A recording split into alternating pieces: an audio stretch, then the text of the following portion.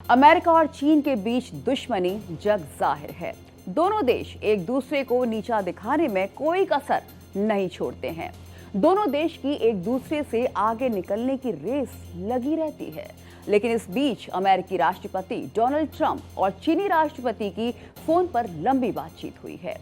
Trump ने इस बातचीत के बाद अगले साल में अप्रैल में चीन जाने का ऐलान किया है। इसके बदले में चीनी राष्ट्रपति शी जिनपिंग भी अमेरिका जाएंगे। ट्रंप ने चीन के साथ अमेरिका के संबंधों में सुधारने को लेकर कहा कि दोनों देशों के रिश्ते बेहद मजबूत हैं, जबकि इससे पहले ट्रंप चीन पर 50% ज्यादा टैरिफ लगाने के साथ जंग तक की धमकी दे चुके हैं। वहीं ताइवान को लेकर चीन से तनाव के बीच जापान के प्रधानमंत्री साने ताकाइची ने भी ट्रंप से फोन पर अहम बातचीत की है। आखिर ट्रंप अब चीन के साथ संबंधों को बेहतर करने की कोशिश क्यों कर रहे हैं? ट्रंप का चीन से रिश्ते सुधारने के पीछे असली मकसद क्या है? और ट्रंप और जिनपिंग की बातचीत से जापान और ताइवान की टेंशन क्यों बढ़ गई है? टॉप एंगल से इसका विश्लेषण करेंगे। अमेरिकी राष्ट्रपति डोनाल्ड और चीन के राष्ट्रपति शी जिनपिंग के बीच बातचीत ऐसे वक्त में हुई है जब ताइवान को लेकर चीन और जापान के बीच टेंशन काफी ज्यादा बढ़ी हुई है। इस बीच ट्रंप से जापान के प्रधानमंत्री साने ताकाइची ने भी फोन पर अहम बातचीत की, जिससे ताइवान का मसला इस बीच में आ गया है। जापान के बीच क्यों तनाव बढ़ा हुआ है, ये आपको बताएंगे, लेकिन पहले जान लीजिए कि ट्रंप चीन को लेकर नरम क्यों पड़ गए हैं, जबकि अमेरिका चीन को अपने सबसे बड़े कॉम्पिटिटर में से एक मानता है। अक्सर दोनों के बीच टेक्नोलॉजी, डिफेंस और ग्लोबल प्रभाव को लेकर कंपटीशन रहती है। इतना ही नहीं, चीन अमेरिका की ताकत को चुनौती देता रहता है। लेकिन अब ट्रंप ने चीन से रिश्ते सुधारने के लिए बातचीत शुरू कर दी है।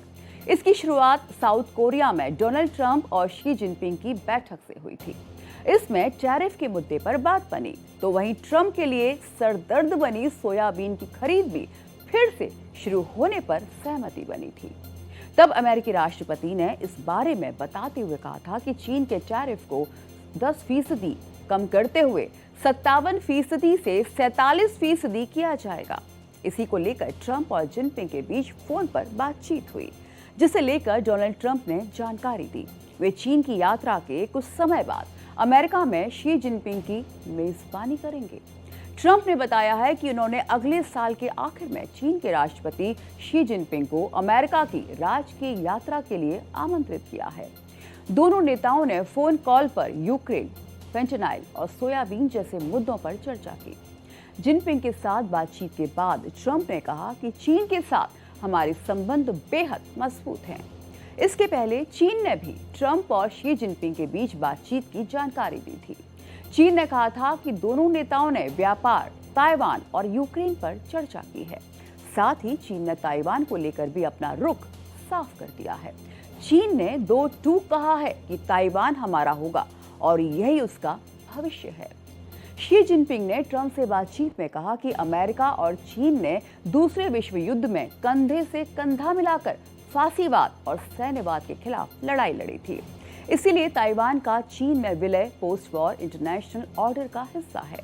जबकि ट्रंप ने ताइवान को लेकर कोई जिक्र नहीं किया है, सिर्फ अमेरिका चीन के संबंधों को मजबूत बताया है। अब टॉप एंगल से बताते हैं, अमेरिका ने चीन के सामने घुटने क्यों टेक रहा है। इसके पीछे कारोबार की 2 ऐसी वजह हैं। पहला, रेयर अर्थ मेटल्स, जिस पर चीन का दबदबा है। चीन में रेयर अर्थ मेटल की 60 से 70% खदानें हैं और चीन उन रेयर अर्थ मेटल का 90% रिफाइनिंग करता है। अब ये भी जान लीजिए कि रेयर अर्थ मेटल्स क्यों इतना जरूरी है। रेयर अर्थ मेटल्स में 17 रासायनिक तत्व होते हैं। इसमें खास मैग्नेटिक प्रॉपर्टीज होती हैं जो हाईटेक तकनीकों के लिए बहुत आवश्यक है। पहला, रेयर अर्थ मेटल्स का इस्तेमाल मोबाइल फोन, लड़ाकू विमान से लेकर इलेक्ट्रिक गाड़ियों में होता है। ट्रंप ने जब चीन पर टैरिफ लगाया, तब चीन ने अमेरिका को रेयर अर्थ मेटल्स देना बंद कर दिया, जिसकी वजह से ट्रंप को झुकना पड़ा है। अमेरिका डिफेंस टेक उद्योग इन रेयर मिनरल्स के बिना नहीं चल सकता। मिसाल के तौर पर अमेरिका के F-35 फाइटर जेट में 418 किलो रेयर अर्थ इस्तेमाल होता है। इसी तरह अमेरिकी नौसेना के विध्वंसक जहाजी बेड़े में 2600 किलो रेयर अर्थ मेटल्स का इस्तेमाल होता है। ये तो सिर्फ अमेरिका के रक्षा क्षेत्र का हाल है, बाकी उद्योगों का भी इसके बिना काम चलना मुश्किल है। इलेक्ट्रिक गाड़ियों से लेकर स्मार्टफोन तक के निर्माण इसके बिना नहीं हो सकते हैं और इसीलिए ट्रंप चीन के साथ रिश्ते को बेहतर करने में जुटे हैं।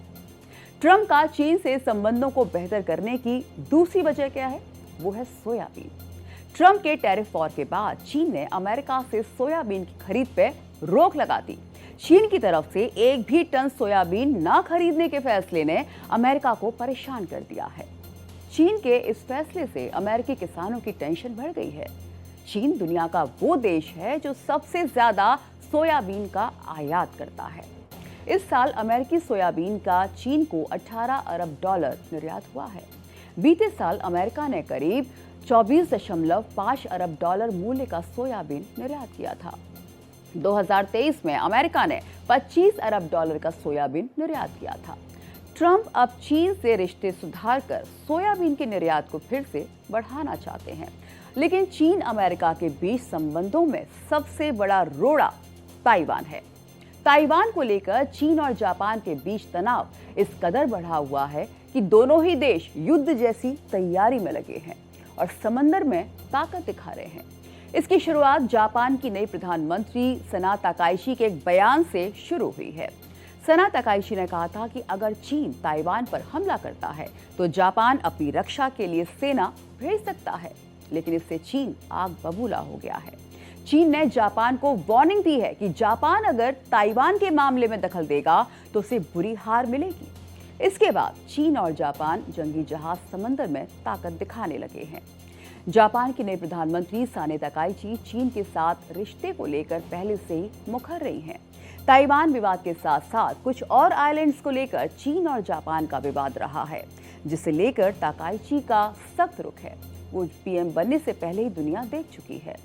अब जब ताकाइची जापान की पीएम बन चुकी हैं, तब एक मीटिंग के दौरान उन्होंने ताइवान को लेकर चीन को चेतावनी वाला बयान दिया था। अब आपके लिए ये समझना जरूरी है कि ताइवान की सुरक्षा को लेकर जापान से लेकर अमेरिका तक चीन के खिलाफ क्यों खड़ा रहता है। चीन दावा करता है कि ताइवान उसके क्षेत्र का हिस्सा है और इसके साथ ही चीन का कहना है कि उस हिस्से पर कंट्रोल करने के लिए वो ताकत का भी इस्तेमाल कर सकता है, जबकि ताइवान चीनी शासन को अस्वीकार करता है।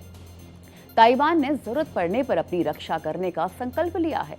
वहीं दूसरी ओर ताइवान की सुरक्षा के लिए अमेरिका ने भी समंदर में अपने सैनिकों की तैनाती कर रखी है। इस तनातनी के बीच चीन ने जापान से आने वाले सभी सी फूड के आयात पर रोक लगा दी है। सी फूड बैन को लेकर चीन ने कहा कि मौजूदा माहौल में जापानी सी फूड के लिए कोई बाजार नहीं है, जबकि जापान की सी फूड इंडस्ट्री करीब 52 अरब डॉलर की है। 2023 से पहले चीन जापानी सी फूड का लगभग 1/4 हिस्सा खरीदता था। अब एक बार फिर से चीन ने जापान के सी फूड इंडस्ट्री को निशाना बनाया है।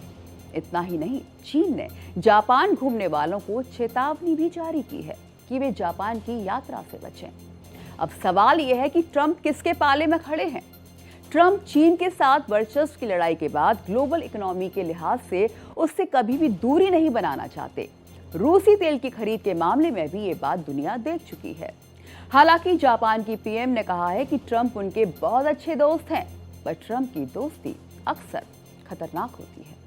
ऐसे में ट्रंप के सामने एक तरफ चीन के साथ कारोबारी रिश्ते सुधारने की मजबूरी है, तो दूसरी तरफ ताइवान की आजादी है।